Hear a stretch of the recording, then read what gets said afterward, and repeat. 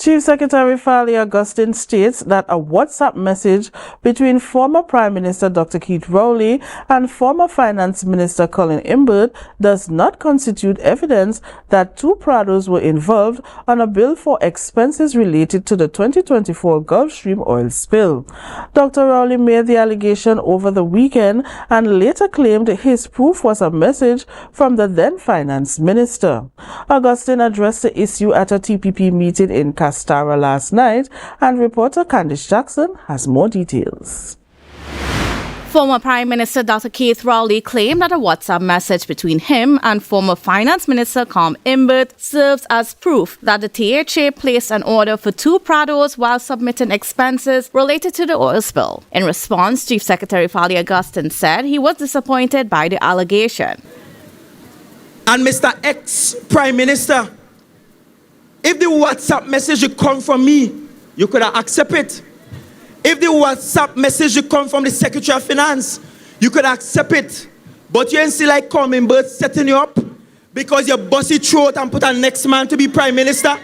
You ain't see Colin Imbert setting you up, boy. Augustine stated that such an allegation must be backed by infallible evidence. Evidence must come from what was submitted by the THA to you.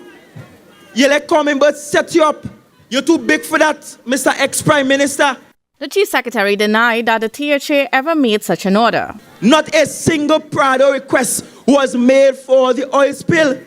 However, he revealed that there was an invoice to cover the rental of vehicles for officials, including the director of the Tobago Emergency Management Agency, Alan Stewart. Because during the oil spill, Mr. Alan Stewart, there was no vehicle assigned to him, none that was working. And we had to use my vehicle, other vehicles, try to pick him up at 4 o'clock in the morning, 3 o'clock in the morning from Mason Hall. We said we rent a car and let him use it for the period until we could actually afford a vehicle for his office.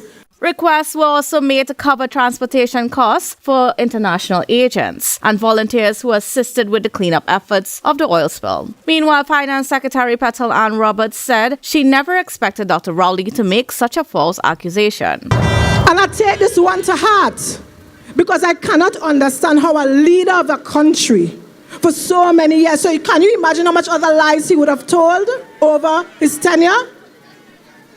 Roberts claimed she reviewed all the bills sent to central government and at no point were orders for Prados included. Candice Jackson, Tobago Updates, Television News.